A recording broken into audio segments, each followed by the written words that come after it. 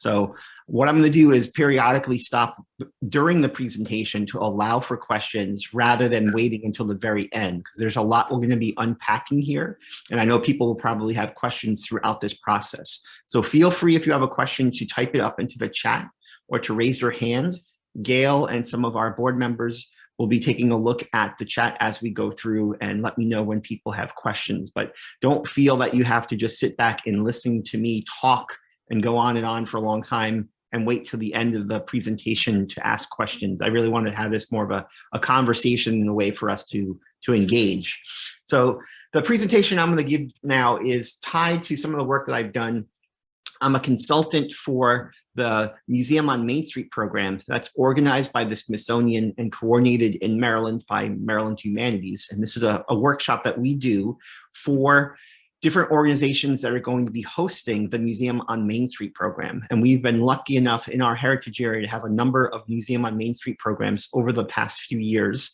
The Voices and Votes most recently, and upcoming we'll have Crossroads, but we've also had the way we worked and Waterways in the past as well. So the idea behind this is that each group hosts a particular exhibit and then designs programming and its own companion exhibit as part of that. So this presentation is really designed on a how-to for small organizations and how they can start working collaboratively in partnerships with different communities. I'm going to share my screen now.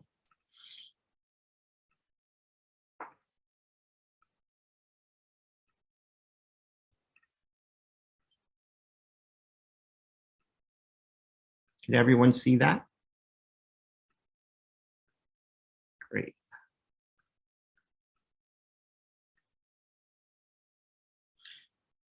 As I said, the idea behind this is really talking about how we can build partnerships with different communities.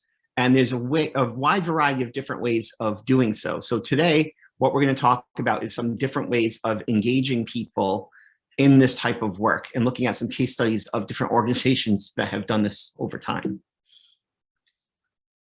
One of the things that's most important is identifying the fact that museums and cultural institutions are shifting from being about things, being about something, to being for somebody. For a very long time, museums were seen as repositories of objects, collecting material culture, having artifacts, things and cases. And we've really changed as cultural institutions, shifting to being centers of civic engagement and trying to focus on people. And the work that we do with our communities should really reflect that. The idea behind this is thinking about how we specifically can best serve the groups where we are. I personally believe that cultural institutions have a social responsibility to the communities where they're situated, that they exist to serve the public. And by the fact that we're nonprofit organizations, those are resources that could go towards schools, hospitals, fire departments. So we really need to find a way of having a direct impact on people's lives. And there's different ways of doing that, providing access through programming, as well as things that are going to really make a change in the different constituents that we're trying to represent. The other thing is what we need to do going forward, and we've seen much more of this since the pandemic, is acting as centers of civic engagement and really advocating for social justice needs for our audience. So thinking about the communities where we're situated, what their needs and expectations are, and creating exhibits and programs that reflect that. And most importantly, we should benefit all people. Everyone should be entitled to access. They should be able to see themselves represented, but even more so, we want to have them representing themselves. And that's what this program and the presentation is really going to be about, how we can find a way of helping people tell their own stories rather than telling their stories for them. There's lots of different ways of doing this in terms of helping communities tell their stories. One of the best ways of thinking about, though, is that museums can act as facilitators between the partners and the audience. That it's our role, essentially, to create this connection between the communities and the stories they're trying to tell and our visitors to our historic sites, museums, and cultural institutions. The most difficult thing to teach is how to listen. One of the things I think is really problematic is when we're talking about doing this work, we're talking about changing the culture of the institution, changing not just how we create one particular exhibit, but changing our practices from day to day, really thinking about how we can change the way that the museum functions, the way it positions itself within the community and really thinks about the work that it does. And for a long time, museums were creating programming, designing exhibits, and presenting it to the public and expecting the public to come as consumers and interact with it. And the fact is, through this community work, we're trying to find a way of really engaging people and having them generate the content, actually creating the exhibitions, creating the different types of programs that we're doing. And in order to do that, we need to listen. We need to just sit back and pay attention to what people have to say and truly listen. That if we want our programs and exhibits to be stronger and more compelling, we have to really know what our visitors truly want and expect. And we need to reflect that. So this is something that's difficult because you don't learn how to do this when you go to school to become a historian, to become a museum professional. People learn about registrations, collections management, they learn about interpretation, but they don't necessarily learn about mediation, facilitation. And these are the types of skills that you want to develop if you're going to be working with communities. So there's lots of different ways that you can listen to your community. You can do this through surveys, interviews, advisory panels, hold formal listening sessions, do prototyping, through evaluation. There's many, many different ways of getting information from those partners. And what I would highly recommend is experimenting with all of these different things. I also do a lot of interpretive and strategic planning, and we do this through public scoping workshops. You want to make people where they're comfortable, where they're most open, and how they're going to be able to share information to you. So it's going to be a layered system where you're providing different ways of engaging the community. Some people feel comfortable coming into a listening session where you have a large group of 30 or 40 people in an auditorium space and you're having a conversation or discussions. Others will feel much more comfortable with one-on-one discussions or filling out a survey. Some people are really engaged through social media or through online surveys. So the idea is, as you're trying to create a situation of engaging people with this information, you want to provide multiple ways of engaging people in this way. And throughout this process, you also want to try and find a way of experimenting. And this is something that's really difficult, I think, for a lot of institutions as well, is they feel like everything they have to do is going to be successful from the get-go. And the case is, working with communities is hard work. It takes time. And one of the things that's really important is creating authentic relationship with these communities. So our leadership, our board, the presidents of these organizations need to know that they have to be patient and allow this to take place over an extended period of time. And that it's okay to create something and not be 100% successful, that you're going to build from that. Are there any questions so far?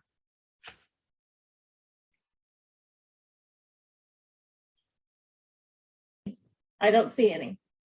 Okay, so we'll keep on going. Another thing that we're really focusing on as museums is this idea of making meaning. And the idea behind this is that for a very long time, curators would design exhibits or interpreters would create a program and they were in control. The idea was that they had certain takeaways that they wanted the audience to understand. They had a particular idea that they were trying to transmit from their exhibit that they're putting in place. And the fact is that we know now through a lot of visitor evaluation and study that people come to the museum because they're trying to get a sense of how this makes sense to them as individuals. And it's our goals as cultural institutions to allow the opportunity for people to understand how the stories that we're trying to tell are relevant to them and make sense to them. So creating an opportunity for people to learn is really crucial. Now, this work is much more difficult than your typical straightforward exhibit or program where the curator and exhibit designer was creating a situation that really manipulated how people went through the space, what they saw, the order of things that they saw. But it's much more meaningful to allow this meaning making to take place because this is how people truly learn and internalize information. These are difficult dynamics, but it's worthwhile for doing this kind of work because essentially by creating this situation, you're getting people to understand how the stories that you're trying to tell relate to them, to their family, to their community and neighbors. And they're going to feel much more empowered in a sense of the space that you have. The other thing we'll talk a lot more about in this presentation is sharing authority. And the thing that's difficult for a lot of museums is giving up that sense of authority and power or control. And particularly the way that museums used to function in the past with more conservative or traditional curators was the control really was with the curator itself. It wasn't until the 1960s or 70s where educators became much more powerful and popular through fundraising and through the work that they were doing, and that the education departments got involved with exhibits and programs. Now what we're seeing is that the communities themselves are taking over and getting a lot more control as well. And institutions that are going to be successful are the ones that understand that they should be sharing their authority with the community. And the best way of doing so is through partnerships, collaborations, and public engagement. So there's many different ways of sharing this authority. And one of the things that we're going to talk about in the presentation is how there's these different levels, and that there's no one right answer. Even within an institution or organization, you can change the way that you share your authority based on the project that you're working on or the community that you're working with. So we're going to take a look at a number of selected case studies, as I said. And the idea behind this, as I said, there's a variety of different approaches to partnering with communities when you're developing the exhibits and programs. Some organizations feel comfortable almost completely handing over the authority, just taking their space and creating a situation where the community can come in and essentially do what they want with the space itself. There's other organizations that feel a bit more comfortable by acting as the facilitator between the group and the visitors. And there's other people who might get information, create narratives, go out and collect stories or photographs, and then still curate it themselves. So it really is a gray scale in terms of how people share authority and the way that they actually work with communities. Ideally, you're going to find a way that's going to be most comfortable for your organization and the community, so the community actually has a tremendous amount of agency and control over the stories that they're telling. The other thing is to be really careful and intentional about this type of work, really determining what's going to work best for the group. But think about what the community stories are, how you're going to make an impact by sharing these stories, and what you can do to engage diverse audiences. So really be clear about the overall objectives and goals for the exhibit or the program, and make sure that everyone who's working on the project has overall consensus and understands the objectives and goals of that particular project.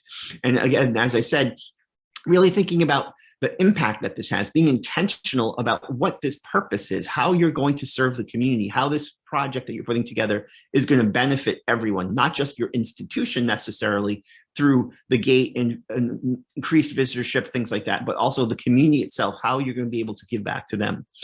The most important aspect about this is having a thoughtful planning process, understanding that you have a very complicated, nuanced system in place that's going to take time to lay out and needs to be really deliberate. So being very intentional about what you're going to do and know step by step how you're going to lay things out is really helpful. But at the same time, you need to understand that you're going to be flexible. So have a plan of action, but realize that things are going to change. Your timeline might get messed up. A partner that you're working with might not follow through. A space that you're planning on might be problematic. So essentially, this is just like being a good teacher. Every good teacher has a really solid lesson plan. They know what they're going to do, what they need to cover in terms of content and skills with their students. But in reality, when they start to teach that lesson, they realize that things are going to somehow change and they have to be flexible, and that's okay. That's really what you want to think about when you're doing these types of projects. In addition to that, as I said, one of the most important things is feeling free to let go. That you can share your authority and understand that you're in a point of privilege, that you have a tremendous amount of resources available to you, and that what you're doing is creating this opportunity to share with the community for the community to tell their own story. So essentially what you're doing is providing the opportunity in this collaborative process to help the community find the best way of representing themselves, rather than the curator or the institution deciding what stories are most important for the community. Are there any questions at this point? Nope, I don't see any. Okay. So we're going to talk about a number of different institutions that have been doing this type of work for a long time. And one of the ones that's really nationally recognized for doing this type of work is the Brooklyn Historical Society. The Brooklyn Historical Society has recently actually merged with the library. So now it's called the Brooklyn Center for History. But for many years, right after the Civil War, the Brooklyn Historical Society has been an important community asset for the borough of Brooklyn in New York City. And the idea behind this is that Deborah Schwartz, the president there, has worked collaboratively. I worked with her at the Brooklyn Museum of Art and then at the Museum of Modern Art after that as well, before she moved to the Brooklyn Historical Society. But she worked really collaboratively with communities to help them create opportunities to share their stories. And the work that she typically does is giving over a tremendous amount of authority. So essentially, she sees the institution as having the space, the technical resources, the information about what they have. And essentially through that process, they're using their resources and teaching the community on how to use the interpretive methodologies.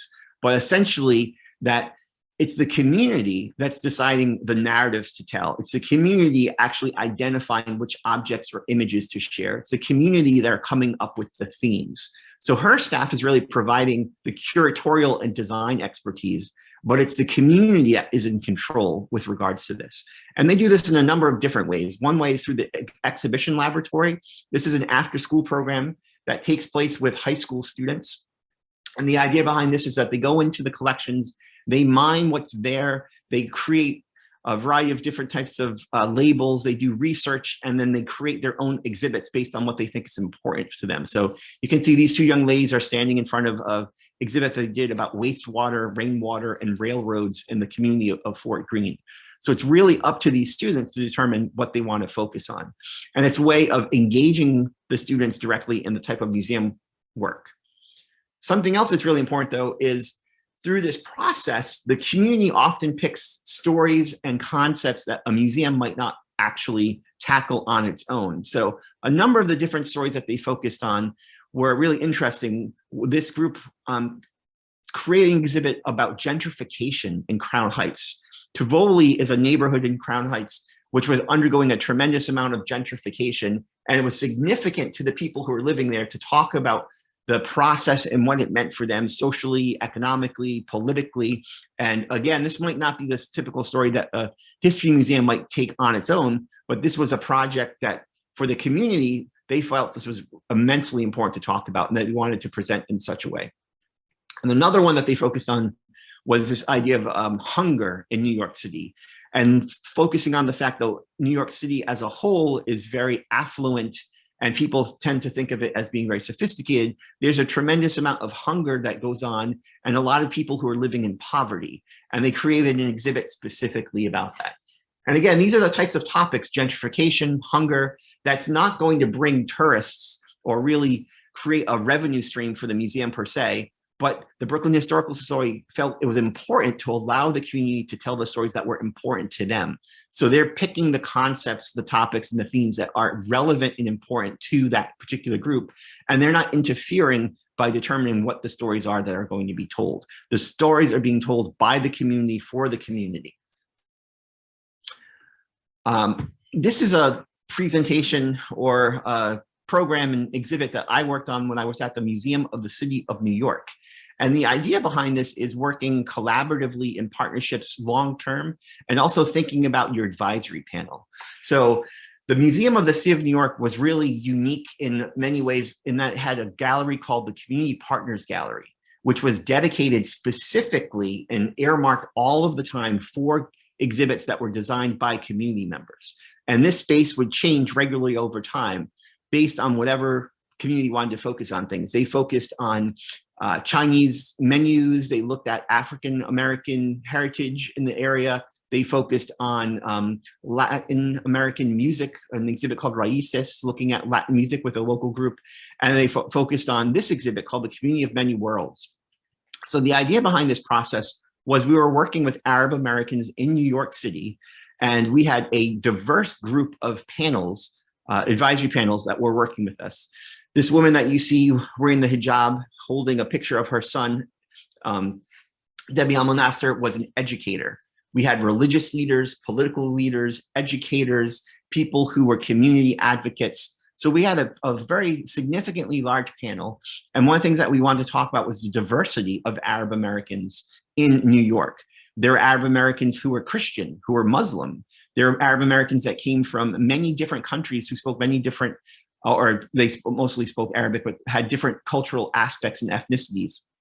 And the idea behind this is we wanted to talk about the group as other immigrants coming to New York City, balancing their heritage with their new identity as New Yorkers.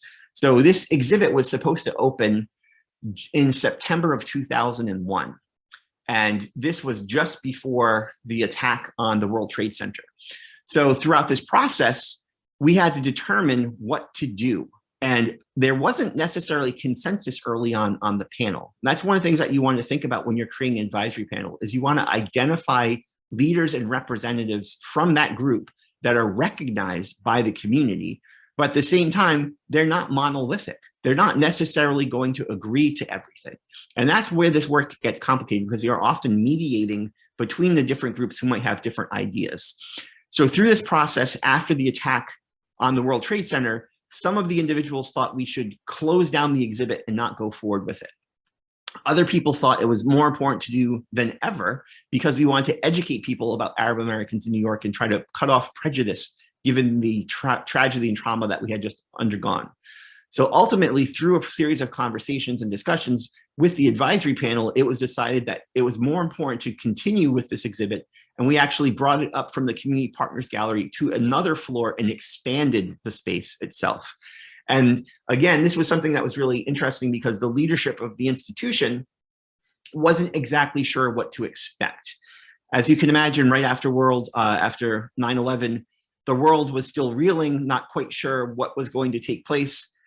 So it was quite brave for the leadership of the institution to go forward with the exhibit, not sure if we were going to have security, if there'd be people protesting, or what might take place at the institution. So it's really a way of showing you how the advisory panel is really crucial, that you want it to be diverse. You need to think about the fact that it's not necessarily monolithic and get everyone to agree. But sometimes the institution really needs to take a chance. And a lot of this community-based work is difficult. It's far more difficult than putting together an exhibit with a single curator making all the decisions, but it's very worthwhile in order to do this type of work.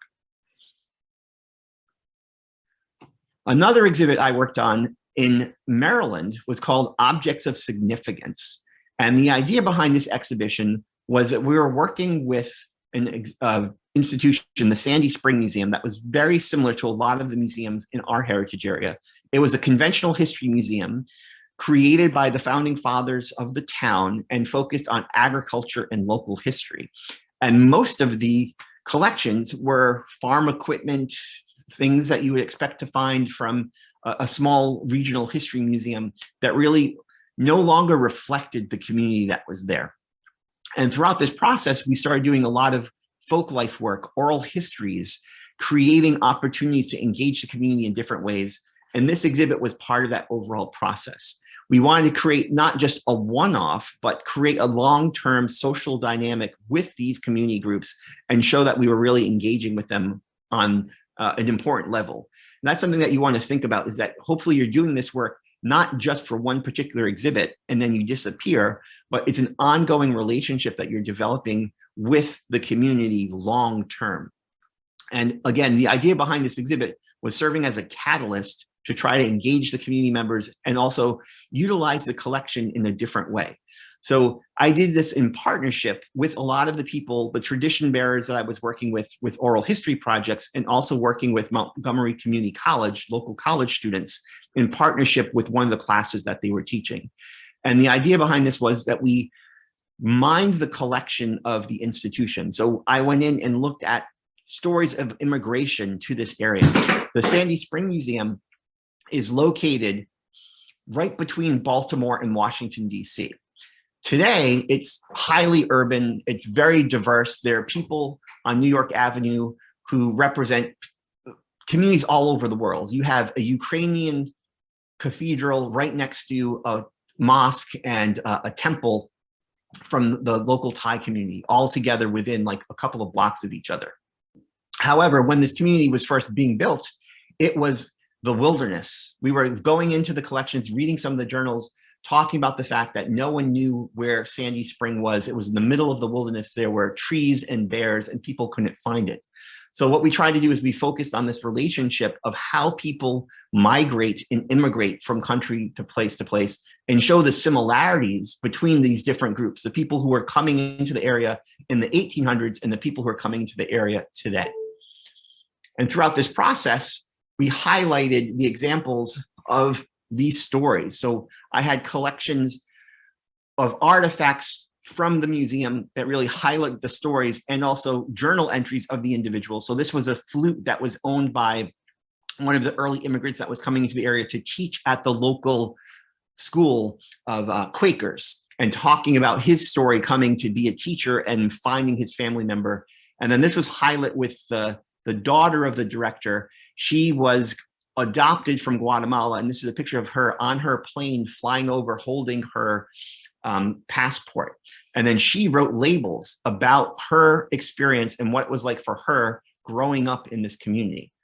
Working with the community college students, I also worked with them directly, and they chose objects that represented their identity that they thought was important. So this is a tuma fabric from an African student who came in, and she wrote the label behind it, talking about her relationship and what it meant, how she first tried to assimilate and hide the fact that she was an immigrant, but she changed the way that she did things. And now she was proud of the Tuma fabric. So rather than myself as the curator writing the exhibits in as many different ways as possible, I had the community members who were there write the exhibits themselves and try to get oral histories or journal entries from the people from the past, so they were telling their own stories. So that's the thing that we really want to talk about, is these real life experience of these individuals. Are there any questions so far? I see there's a question in the chat. I got a couple, Robert. Yep, Clay. Yeah, and while you were talking, I started thinking about forming these advisory groups that you use in the other museums. And you know the problems we've had getting people to give input to what we've been doing at Kennard. Mm-hmm. How were these groups formed? How did they reach out to people to get them interested in telling their own stories? So it depends on the organization, it depends on the community, and it depends on the area as well. So with some of these different groups, obviously with the Arab American exhibit that we did in New York City, we worked through Arab American groups that were identified. And we also were able to think about the leadership of those different communities. So we identified educators, we talked to political leaders, we had them explain to us who they thought would be a good representative. With this particular project, the group that I was working with here, I was working with the students from the college. So they were built in with regard to that advisory component, working with their professor in that particular class. But I was also doing original research with these different tradition bearers. So through the Maryland Traditions Program at the Maryland State Arts Council, there's funding to do research based on folk life and occupational work. So I was identifying people within the community, a Latvian blacksmith, a classical Indian dancer, a Thai dancer, a woman who does henna, all these different people who practices different types of traditions. And then I would identify them one by one and go out and work with them. And those that were interested, they were able to come on to the advisory committee. In other places, it really depends on the particular group. Often working through churches, working through veterans associations, working with different community groups that already exist are really crucial. So that's one thing that's really important to think about, is you want to meet people where they're comfortable. So when I'm working with watermen, I'll go out on a dead rise and go tonging or trot lining with them on their boat early in the morning. Or when I was working with the African-American community here in St. Michael's, I would go to the church down the street, or I would meet with people on their porches in the afternoons or the evenings when they were available. It's really getting outside of your organization and taking the time to do that type of work. And it takes effort and it takes a lot of work, again, to identify the right people and create these relationships, because so much of it is built on trust and authenticity. What you want to do is find a way of, again, explaining how your organization is trying to help the community, that you're not going to culturally appropriate these stories for your benefit, put them on the walls and then profit from it, but you're going to find a way to give back to the community itself. So it's really customized based on the group that you're working with, the area that you're working with, the project that you have. There's no like one size fits all type situation. I was impressed with the Chesapeake Heartlands project and their efforts to get two things, the college kids involved with Patrick's kids, and then and then the community historians that they got put together. So I'm going to spend some time with Airlie and Carolyn and Patrick, maybe trying to form some way to reach out to the citizens of Queen Anne's County to get them more involved. And again, there's different levels and layers, as I said. So you've got Patrick in the CV Star Center working with students, Washington College students directly. You have Airlie and you've got the community historians doing work in a different way. You've got individuals in the cultural institutions like the Smithsonian doing their work. So there's lots of different ways of engaging people. There's no one right way to do it.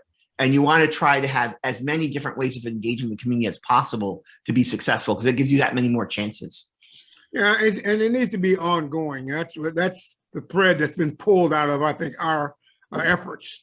That's exactly right. You have to be patient, and hopefully the institution, I've seen lots of museums that say that they do this type of work, but they'll put an exhibit together on the African American community for 1 year and then never come back and do something about that again. Yeah. Or they'll create a program about American Indians in November because it's close to Thanksgiving, and it's really tokenism. They're not creating an ongoing relationship with the community in a meaningful way and trying to find ways of sharing their stories. They're doing it so they can tick off a box in some respects. And that's in some ways worse doing that than not doing anything at all, because you've got this legacy of cultural institutions appropriating these stories, going in and taking the material culture, the artifacts of these different communities for their own benefit without having a direct impact on people's lives. And that's what we really need to change as cultural institutions, finding what we can do to improve the communities where we're situated rather than relying on them to help the institution.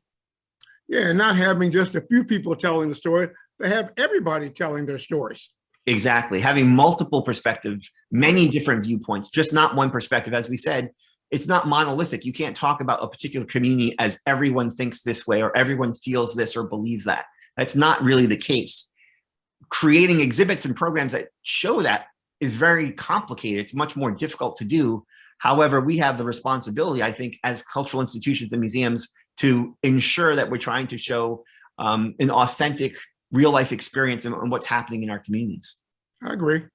The other thing that when you talked about those kids putting together that exhibit, was that in a library? That was the Brooklyn Historical Society. But So the Brooklyn where's the Historical actual Society is a exhibit? separate historical society, like most of the historical societies around here. But now the Brooklyn Public Library kind of overtook the governance and all the functions of the Brooklyn Historical Society. But So I they guess changed my their name to the question is, Brooklyn Center how for does that information stay in front of the public? the information about the exhibits they're putting together. Right. So after, I mean, that's something that museums really struggle with is once they create an exhibit, it comes down that it kind of disappears.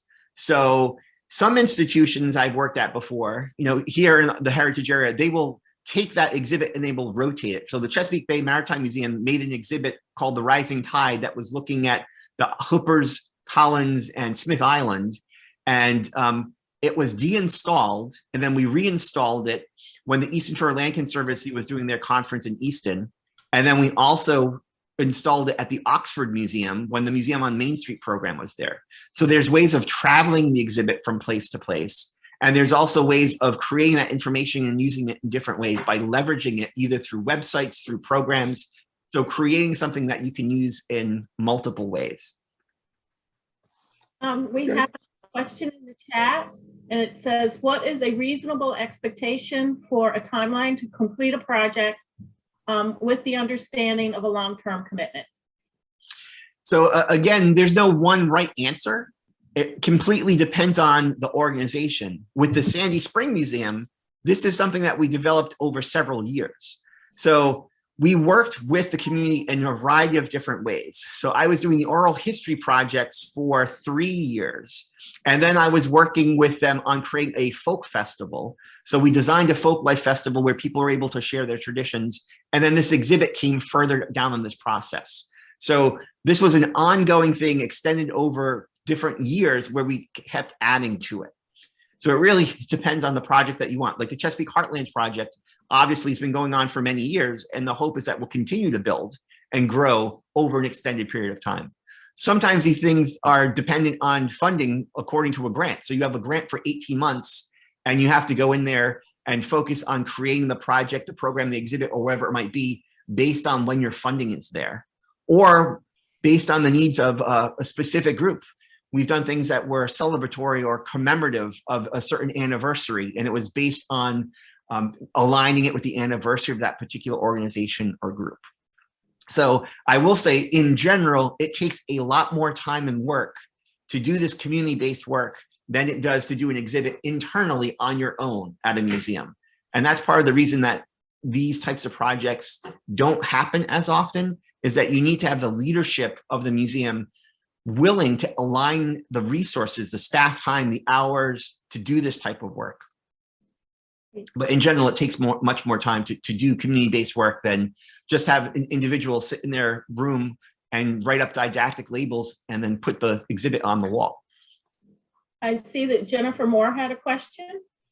Yes, she had her hand up multiple times. Yeah. Jennifer? Yeah, sorry about that. Can you guys hear me okay? Yep, not a problem.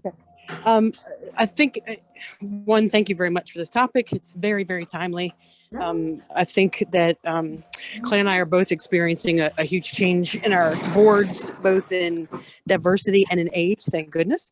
And my question is, when the organization, or have you had this experience, Robert, when the perception, a lifelong sort of institutional thinking and things like that, what have you come across in your other experiences that have helped lead new boards into changing that? Like the projects you're talking about are great, but if they're used to the way it was or that sort of sentiment, how have you seen it change, helped it change, or what do you feel about that topic? So it really depends on the organization, and it can be painful at times. With the Sandy Spring Museum, it was Allison Weiss, who was the executive director of this group, that was really leading this type of effort. So she felt committed to changing the cultural institution from focusing on just the past and the demographics of the area that were no longer there, to really focus on what the community and the neighborhood looked like today. So she went in as the executive director and explained that this was important for them as an institution to stay relevant, but also from a financial and sustainability perspective, because a lot of the work that we're talking about here is what is expected now from federal and state grants, from foundations. And we can talk more about sustainability in a little bit, but this isn't just the morally and ethically right thing to do. From a strictly financial standpoint, it's the smart thing for the boards to do. So I think sometimes you need to talk with the board members from their world view and their perspective and explain how these things are going to be beneficial to the institution. That if they want to support the work that's happening in the community, they're going to be able to attract additional membership, they'll be able to attract additional grant funding. There's other ways of thinking about the work, rather than just thinking about from the moral and ethical perspective. And the second part you mentioned a couple times is the word staff. For organizations that have none, maybe potentially do someday, but right now, completely and utterly volunteer based with full-time schedules, what have you come across with regard to staying on the positive note, representing it positively, and that you do small jobs well and not try to conquer the world when you're just a volunteer-based organization without paid staff to dedicate? Frankly, I mean, that's where things get much more complicated. It's far, far easier when you have paid staff. That wasn't the answer I was looking for. I mean, unfortunately, that's reality. I want to be transparent. Yeah. It's much easier when you have a grant to pay for a community historian, or you're able to have a stipend to pay for interns, or you have a staff person who can oversee this type of stuff. It gets far more complicated when you're using volunteers to do this type of work. But to be honest, the vast majority of history museums in this country are overseen by grassroots volunteer organizations. And they really do this work, like you said, on their spare time, in the evenings, on the weekends. And it's difficult because they can't dedicate the same type of time as someone who's doing this as part of their job or who's being paid to do that. So you can apply the same types of ideas, but you have to be more realistic about what you're going to be able to functionally do in the short term, given your resources. I mean, Clay was alluding to that, where he's been struggling with Kennard because he's got an entirely volunteer-based group. And you alluded to the point that some of the age issues is really problematic too, where you have people who unfortunately might pass away or just aren't physically capable or mobile anymore to contribute in the way that they would have historically done in the past. So I think that's where collaborating with colleges, universities, schools, teachers, trying to identify and think outside of the box who your partners are is really crucial, or collaborating with pre-existing groups and organizations. A lot of that is helpful too, because you're not reinventing the wheel, you're plugging into a group that's already cohesive, that has a social dynamic, that might have networks and connections and strengths that you can utilize and leverage for your project. Great. And we have one more question in the chat. What are the dates of this museum, when it began, and what are the exhibits? The Sandy Spring Museum? I believe so, yes. So this is a picture right now of the Sandy Spring Museum. They're open, they're doing a lot of interesting work. You can go to their website and see what they're up to. There's an exhibit right now. They just did one of the Museum on Main Street exhibits on voices and votes. So they were one of the sites for the Museum on Main Street exhibit I was talking about that recently came down. And they have a folklore that's working there with community type efforts all the time. Great. And we do have another question. How do you guide the community-based input and curation into a museum or interpretive site's mission? What if the messages and topics that interest the community doesn't fit with the organization's mission?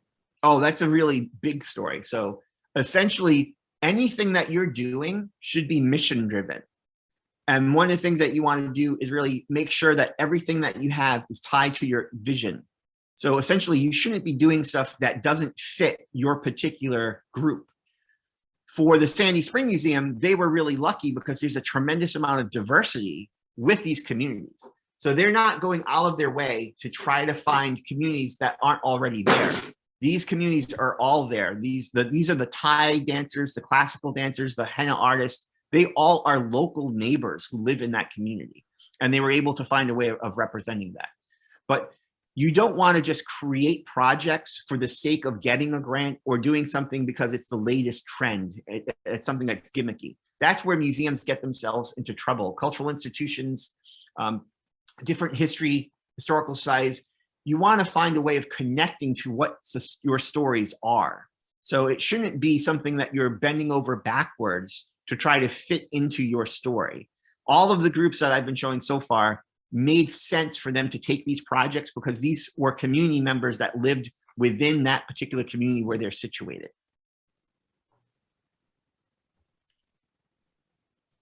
Thank you. Are there still people with raised Question hands? from Airly. Early? Raise your hand. So, Robert, Yes. I understand why it's important to reach out to the community and to get the aspect of the people that have just moved there. Mm-hmm. In the case of Sandy Spring, they have like so many different cultures there. How would you, I guess I'm having in my mind thinking of the historical aspect of Sandy Spring, which until probably 50 years ago, it was like a church hill, Mm-hmm. you know, where you just drive through it. Yeah. And all of a sudden you're trying to tell the history of Sandy Spring and also include all the new cultures that have moved in. Doesn't that get confusing sometimes, or in trying to pinpoint a theme? Again, it depends on the organization. So Sandy Spring Museum is really in a unique situation where there's so many different communities who identify ethnically and by different cultures all in one place. They're on New York Avenue. So there's so much going on in that one specific place. But in other situations, you know, like Church Hill or here on the Eastern Shore, you want to focus on the things that are important to those communities. So we'll talk in a little bit about some of the things I've done at the Maritime Museum, which focused on the fisheries. So we're looking at the relationship of how the fisheries have formed the community over an extended period of time, politically, socially, economically, looking at the history and the legacy of decisions and consequences that were made, and how we manage that natural resource, but then bringing it into the present by talking about situations like aquaculture or the sanctuaries today. So we're not talking things about ethnicity and different types of cultures, but we're also talking about things that are relevant to the community now. That's the most important thing, is making sure that the stories that you're trying to tell are important to the community who's living there today.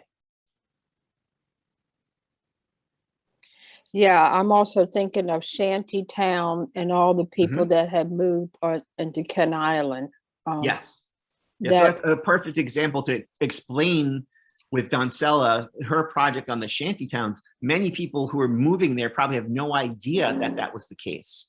So you're illuminating and teaching people about what was there in the past, but you can also make connections about people who are working in packing houses now as well.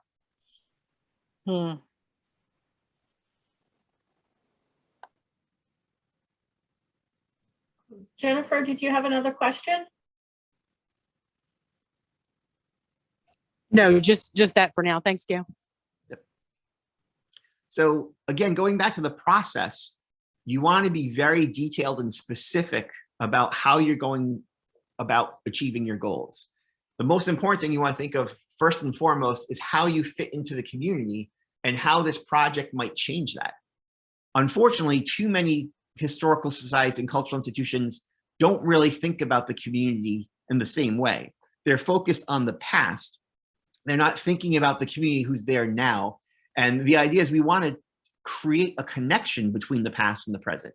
We want people to understand how the collections that we have, the artifacts that we have, the stories about 100, 200 years ago can tell us things about who we are today and how we can make informed decisions and choices about our community going forward.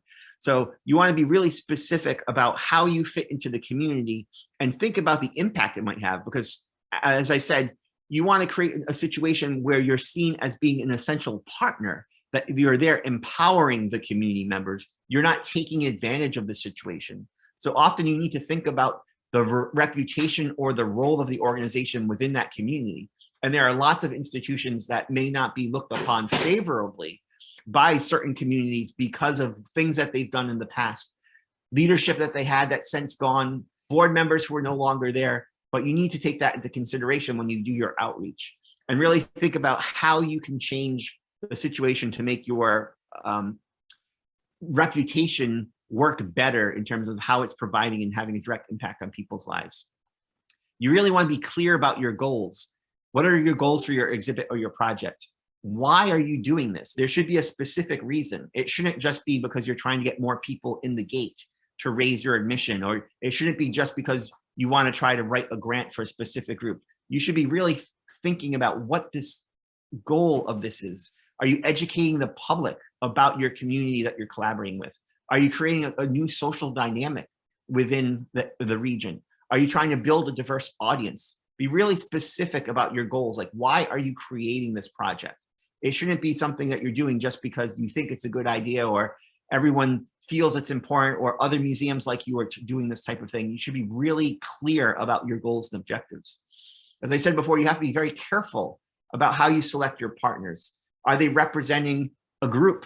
There's often people who will raise their hand and say that they're representing a group when they don't actually have the reputation or the support of the group that they're trying to represent. That's something that's really crucial, is talking with multiple community members and getting a sense of who is reputable, who is respected, who is actually seen as a community leader who could speak for the community, and identifying those people rather than just someone who's available and willing to volunteer. Thinking about multiple perspectives, as I said, not just trying to get everyone who thinks and feels the same way, but that there's going to be different people from the community who think differently. There might be some people who are for something and other people who are against it. This is where it gets complicated, because it's much easier if everyone's in agreement and you have consensus. When you've got multiple perspectives, it takes time to have conversations and discussions about nuanced and complex topics.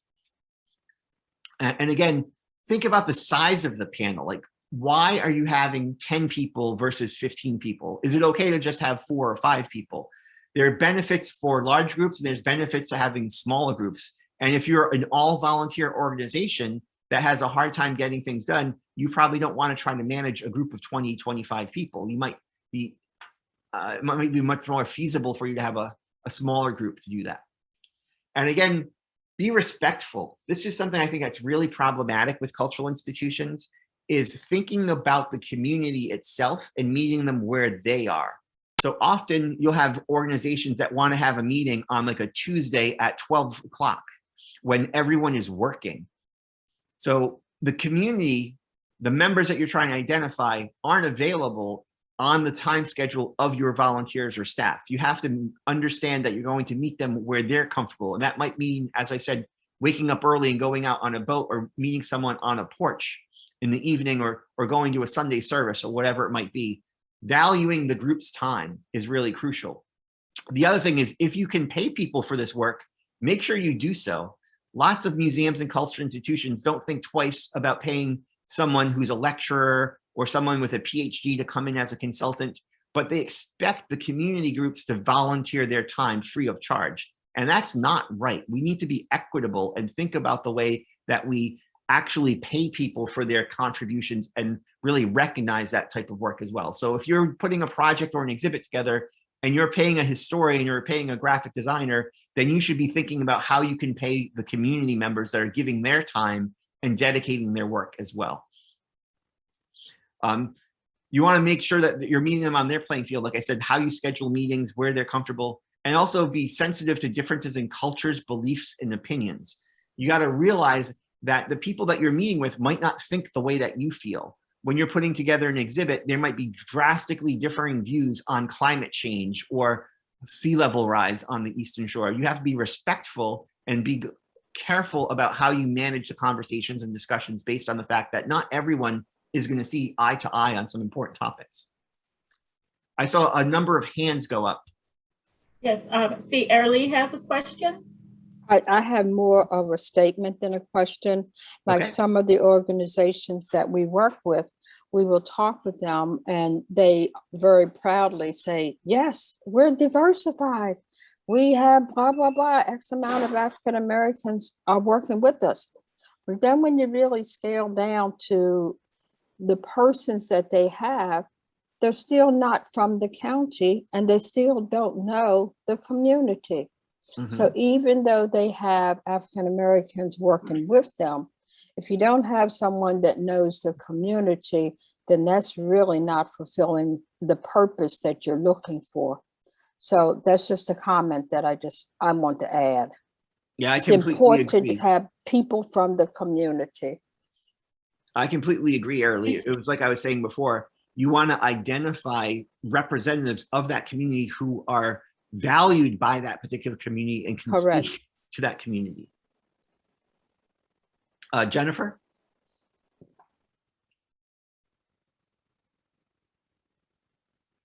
Jennifer Moore, did you raise your hand? No, I don't know if it's old pauses or not, Robert. I'm Oh. sorry. I'm Okay, gotcha, no problem. still thinking about things. Thank you. So again, in terms of a thoughtful planning process, one of the things that you want to do is over communicate. You have to be articulate and clear. Really think about specific ways of talking with people. Be direct, be consistent, follow through, inspire, motivate. Often, one of the things that's really problematic when organizations are working with community groups, they don't talk and communicate enough. And often they will say certain things and they might not follow through, or they'll start off the project and they'll say one thing and then they'll change it halfway through. All of these things make it much more difficult to be successful and to collaborate in a meaningful partnership. The other thing is that you want to inspire and motivate people, get them excited and enthusiastic.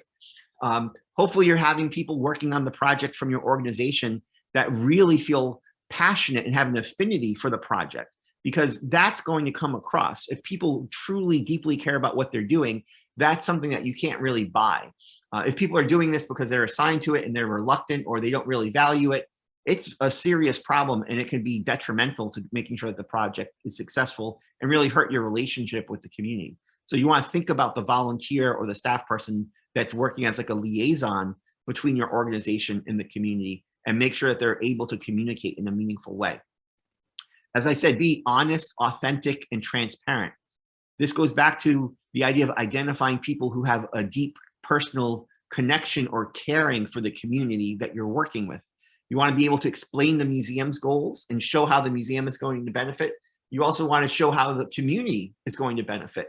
Really discuss the process and explain how they're going to be successful and care about these people. Again, these are community members, these are our neighbors, these are our friends, family members. We need to have empathy and compassion and really think about that first and foremost when we're doing this type of work. Hopefully we're thinking about, again, that we're public servants when we're doing this type of work with communities. You want to value the group's participation. We talked a little bit about this. Honor all their contributions, pay them for their work, find ways of identifying them, putting them up in the exhibit space or the program and talking about their contribution. Facilitating discussions is really key, making sure that you're there and you're allowing everyone to talk. Sometimes there's people in the group that might dominate the conversation and discussion, and they'll talk and talk, but they are other people that have really valuable information who might not really contribute in the same way. So you have to make sure that you're facilitating discussions to get input from everyone. All the stakeholders really matter. As I said, allow for different ways of sharing. There might be some people who have a tremendous amount of institutional or local knowledge, and you want to talk with them, but they're not going to talk with you in a large group. They'll talk to you one-on-one, or they'll talk to you with a certain individual that they have respect for and honor and trust. So you want to provide many different ways of getting stakeholder input through personal interviews, through conversations, through surveys, through listening sessions, through focus groups, whatever you possibly can do. Think about how you can get participation from that community and then actually use their input. I've seen lots of groups, unfortunately, who have held advisory panels or conducted listening sessions, and then they don't follow through on what the community said. In some ways, again, it's like ticking off that box or tokenism where they can say that they had an advisory panel and they listened to the advisory panel, but they didn't actually contribute or integrate what that advisory panel had to tell them. So you want to make sure that if you're going to listen to people, actually pay attention to what they do and listen to what they say and put it into action.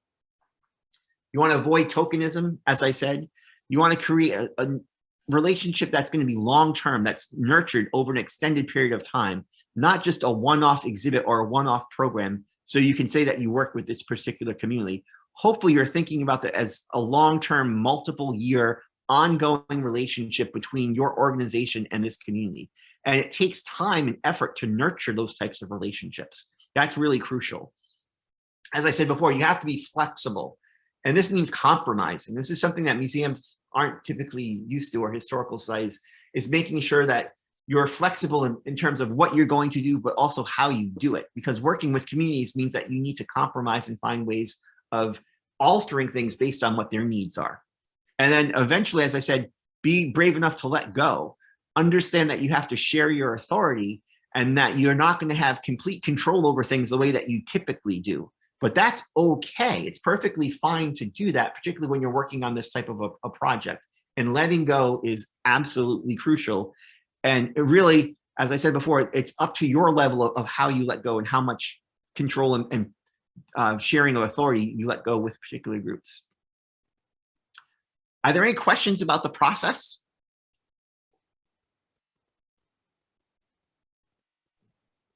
I don't see any in the chat.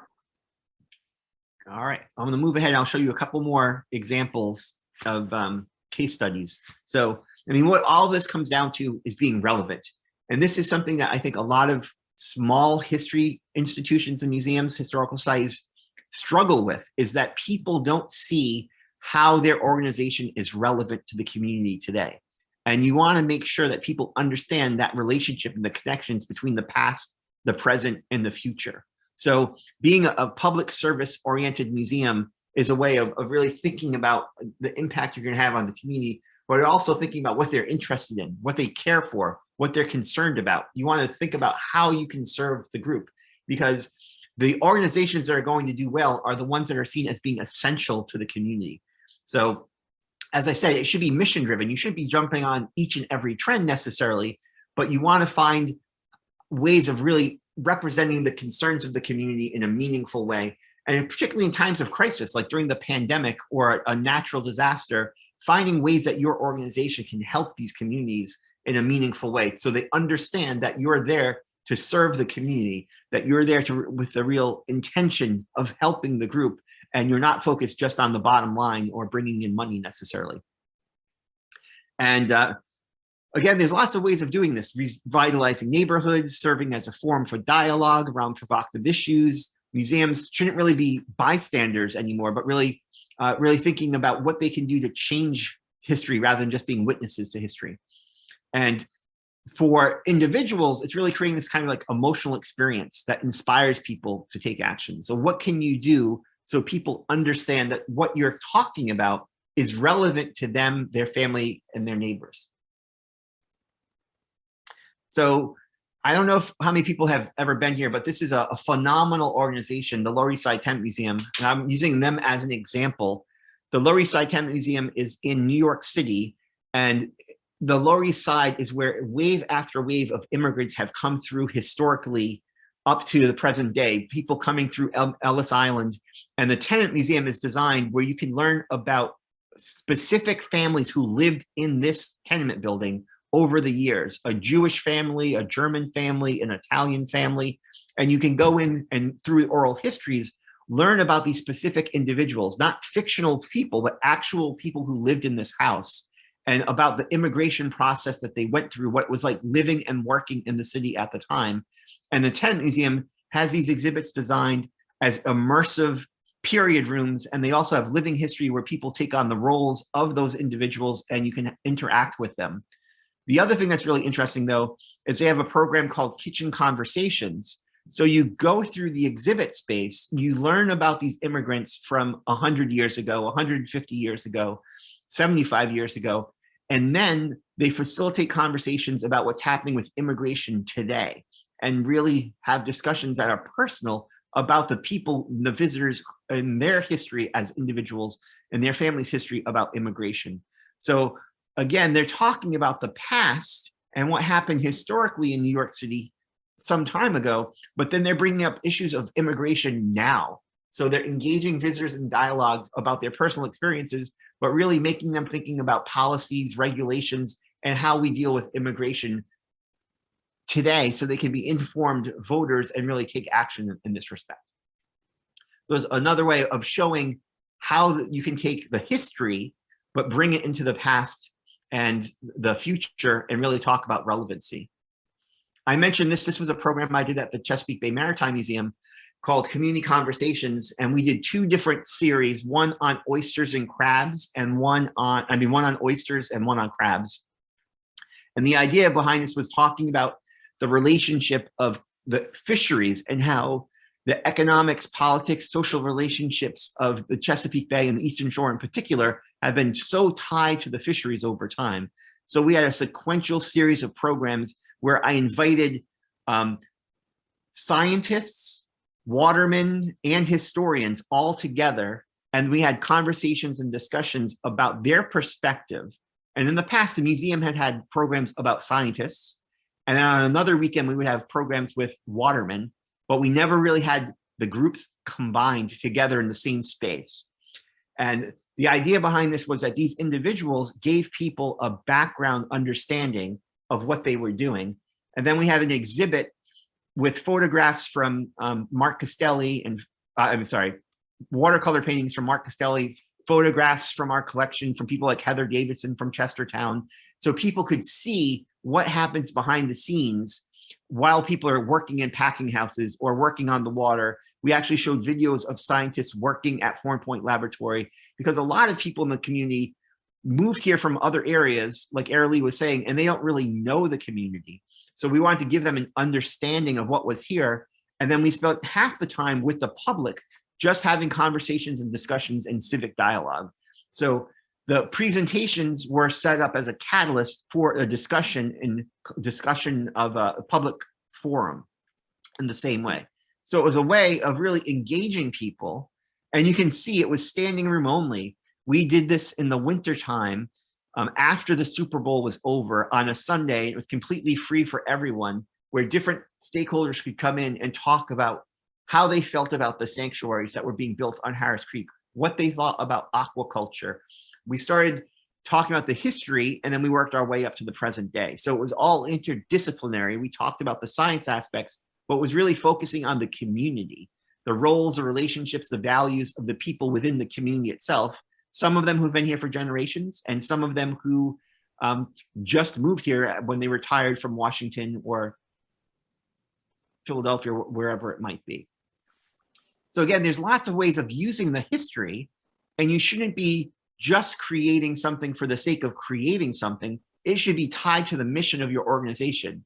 The Lower East Side Tenant Museum focuses on immigration and the history of immigrants in New York City, so they were focusing on issues of immigration. The Chesapeake Bay Maritime Museum focuses on the fisheries and watermen and maritime culture, so we're talking about topics that reflected that today. But there's different ways of really creating the opportunity to connect things that are important in terms of the values, the ethics, the morals of the community with things that are happening economically and politically, and having people look at the collections and the resources that we have from the past to make informed decisions about where they want to go into the future. So are there any questions about that? Yes. Yearly? So, is this a prime example of, I know this was in 2013, is that what I saw on the screen? This was 2013, yeah. Okay, so would this be a prime example of when this organization could actually collaborate with Shantytown when we're talking about the packing housing? Yes, this organization definitely could contribute and work with the Shantytown, given the fact that they're focusing on packing houses and occupational work. So, I mean, I actually did a program in the past where we had Miss Alice, who was a crab picker, and she started working when the Maritime Museum was a packing house. She was cracking claws as a 10-year-old, and she would come in and work with us, and she would do demonstrations of picking crabs and talk to people about her work. But then I also had Minnie Nava, who is a Hispanic crab picker who works today in Dorchester County. So I had them sitting there side by side picking crabs and talking to each other about the similarities and differences of what it was like working in the packing houses. So you had someone from the past and someone from the present connecting literally. And you could do the same type of thing with the shanty houses, because it's tied to work, maritime connections, and things like that. So it would make sense for this museum to do something like that. Exactly.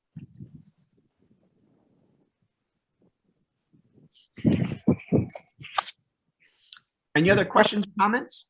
Yeah, Rob, I have a question for you. We recently had another historic building come up as a part of conversation in Centerville, and The let's just school? presume it could be the school, Yep. but it could be anything. When you talk, if I heard you correctly, I'm kind of doing more than one thing here. You mentioned about using our community today, topics today, to talk about how the past would have impacted them or how it impacts us. Mhm. So is it proper to say that if we haven't invested in, say, a particular subject to do any kind of history work on, that sometimes our current day circumstances are going to create the conversation to go back and check on things? So there was a lot of angst about, doing something with that building, and different people offered different things. And I trust they're doing their homework on it. I'm not part of that process right now, but that's where sometimes the conversation starts. You were never having it until you had it. And then you start going back and deciding how it used to impact you, how it did impact you, how it has no impact now, or does it? Is that a proper way to describe how to start a new So you're project? being responsive. I mean, essentially, as the Historical Society of Queen Anne's County, you're talking about the history of that whole region and area. So that encompasses everything from work, occupation, education, economics. There's so much that you could cover, right? And what you want to be is reflective and reactive to what's happening on the ground today. So if the community starts focusing on these issues of education or that particular building, then it makes sense for you to focus on that because it's tied to your mission. That's okay. That's helpful. Thank you. And again, from a sustainability standpoint, this is the last thing I'll talk about. I think sometimes organizations think that there's a difference between doing community-based work and doing work that's going to pay the bills. That doing any of this kind of community partnership is taking away from resources or allocating time in a way that's problematic. And the fact is that's not the case. And even more so now, as I said, since the pandemic, the community is demanding cultural institutions to be reactive to the work that's taking place and the different things that they're focusing on today. So you've seen numbers of people and groups going out and really calling into clear focus what these institutions are doing, how they're funded, who's involved, what the benefactors are. So they're really much more focused on cultural institutions than they were 5 years ago. And part of the idea behind this is in terms of sustainability, museums are now really thinking about promoting social good, how and what they're doing that actually makes an impact on communities. And the reason for this is part of the market, because the fact that, as I said, state and federal grants are demanding that we do this type of work. When I've been on grant review panels for the Maryland State Arts Council or even the heritage area, we're looking at the community impact, like how this is going to benefit the community itself. So this idea of thinking about financial sustainability really is crucial. And the fact is that now corporations and commercial ventures understand this too. And they're trying to show that the work that they're doing is tied to the social good, that it's cool to be kind, that more consumers who are able to spend money will do things that align with their value systems. So brands and organizations that have some sort of community benefit are the ones that people tend to spend money on. So for those board members that only think about the bottom line or balancing their checkbook, you can also talk about it through this particular lens. If they want to think about financial sustainability, attract more membership, to try to find a way of securing more grants, doing this type of community partnership and work is going to be greatly beneficial for them and financially in the long term for the institution as well. Robert, can I have you follow up on one thing you just said that's come up in a couple of different organizations I've worked with, and that is membership. Not that it's going by the wayside, but there have been conversations about it going by the wayside that how impactful is a $35 membership when you can have events that draw more people, have more interest, and that sometimes it's a sedentary membership, but a very productive, active, interested community, and they don't always represent the same group of people. Have you had any experience with what membership, that role in our organizations is looking like? Is it changing? Is it just an experience we're having, or? I think it depends on all different types of organizations, because I mean, I personally belong to a number of organizations as a member because I support the work that they're doing. From another standpoint, I can tell you as like a parent, if I'm going to go to an organization like the National Aquarium, I'm going to become a member if I think I'm going to go back there twice, just from a financial standpoint, because it's more financially lucrative to become a member as a parent going back multiple times than just paying for admission multiple times. So I think there's lots of ways that membership are beneficial, and it depends on what your membership demographics are like and how you attract people. For historical societies and local groups, you know, there's often members who might participate who don't live in the community anymore, but their families were from there or they grew up in that region, and they support as members, contributing members, because they want to support the work that that organization is doing as well. And a lot of this type of work, as I was saying, if you look at like the Baltimore Museum of Industry or other groups like that, they're doing this kind of social justice work, and people are joining as members who would have never joined the organization before. They might not be interested in industry or in their kind of occupational history that they were in the past, but they're attracting new and different types of members because of the work that they're doing with contemporary issues. So again, there's different ways of thinking about it, but I would think about your membership as a target audience and really focus on the characteristics and qualities of that membership that you're trying to attract. And it may make sense for you to have a big gala ball, but it may make more sense to have membership. So I know a lot of organizations that spend a ridiculous amount of money on having these big gala events, and there's so much time and effort that the staff and volunteers put into it, that the amount of money that they get back from it might not really make sense, given the fact that they could do membership and get the same amount of money for less of you know, blood, sweat, and tears.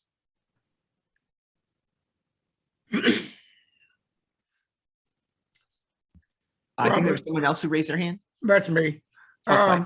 In talking about, excuse me, but Jennifer was just talking about membership, what would entice or qualify someone to be a member of an organization? What do they get out of it? Well, it completely depends on the organization. Like I said, I belong to different organizations for different reasons. So I belong to the National Aquarium mostly for admission and being able to have access and bring my family there. I belong to the Wildlife Conservation Society because I'm trying to support habitat, or the Audubon Society because I'm trying to support habitat stewardship. I belong to other memberships because I'm interested in trying to support the type of work that they're doing in terms of social justice in the community. There's some memberships that you join because it gives you a discount to the gift shop or the store. It all depends on your membership. There's different types of members who want different things.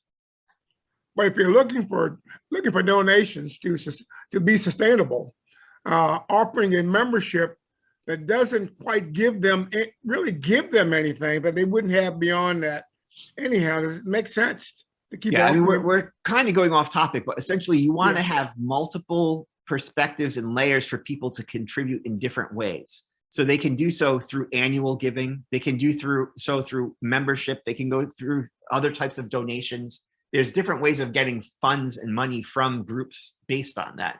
With memberships in general, you want to have some kind of amenity, or you really want to play up the work that you're doing and really emphasize how what you're contributing is making a direct impact on the region or the neighborhood where you're located.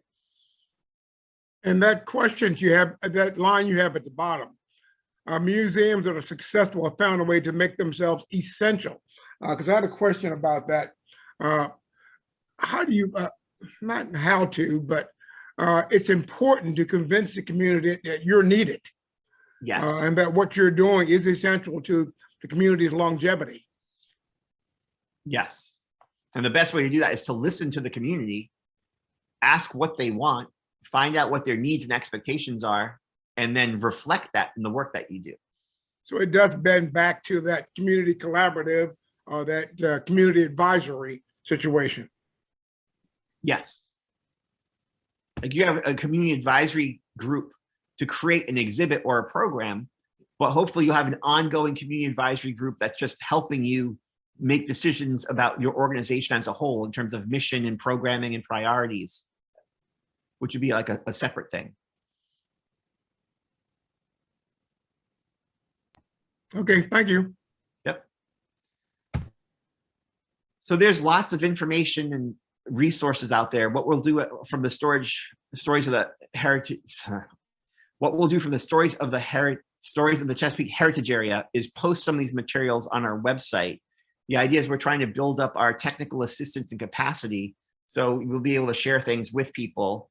And one of our members has recorded all of the workshops from this series and has been posting them online as well. So hopefully you'll be able to contribute and continue to go back and really benefit from the workshops that we're doing.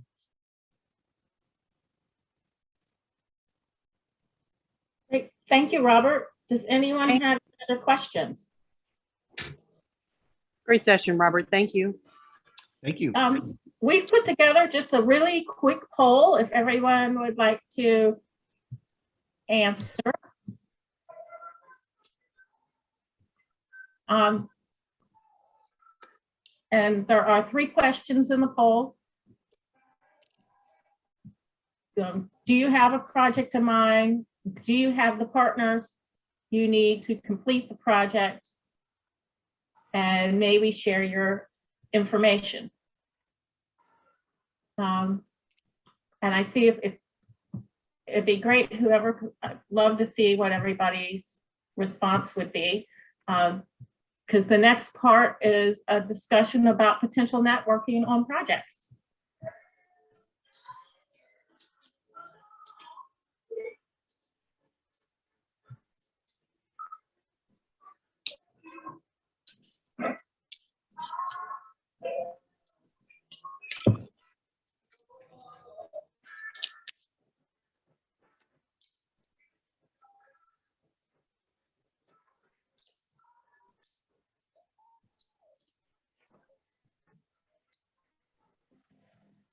Great. It looks like about a little more than half have a project in mind, and almost everyone's not really sure if they have the potential partners they need. Is anyone willing to share their potential project with us?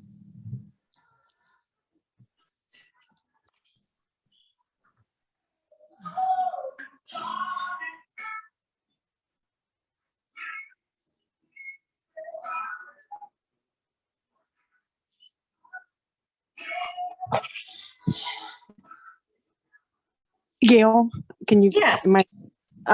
This isn't specific to our organization as much as the bigger project I've talked to you about, and that is we have the consortium in Queen Anne's County, which represents all of us volunteeringly showing up at a meeting once a month and sharing what we have going on. But the bigger question is, how do we manage long-term sustainability and not always rely on grants with our aging population? That's a part of our organizations.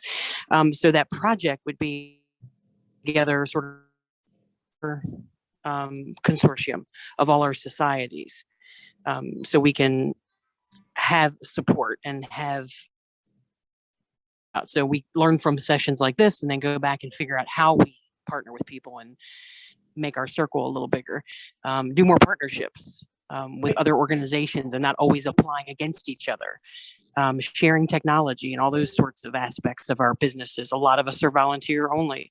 So that would be one project that we're starting, but certainly need more people involved and need more ideas, and its own sustainability is required. So. Great. Thank you. Does anybody have any comments about the historical societies working together and all of our organizations across our 4 counties working together on projects? And I know this is very difficult to do on Zoom, so.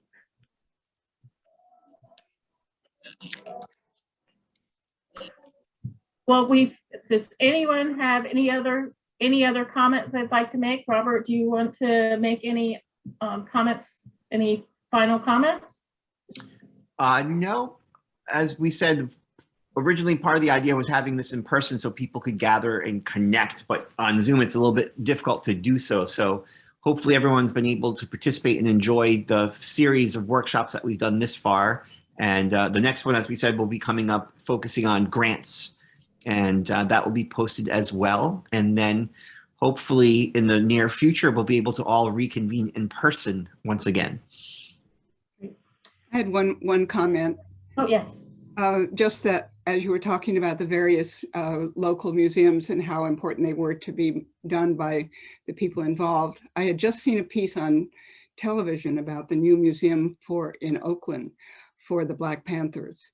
And it started in a little exhibit out on a sidewalk, and then they moved into a little house that was right there, and it's expanded. And I just thought that was a really beautiful example of what you were saying. Thank you, Leslie. That's my comment. Great. Well, thank you so much. And if you're interested in signing up for our newsletter, I have your email address, and so I will send it out, a note with the links to all the recorded sessions. And if you're, probably to make it simple, we'll sign you up for our newsletter unless you say no. So thank you very much.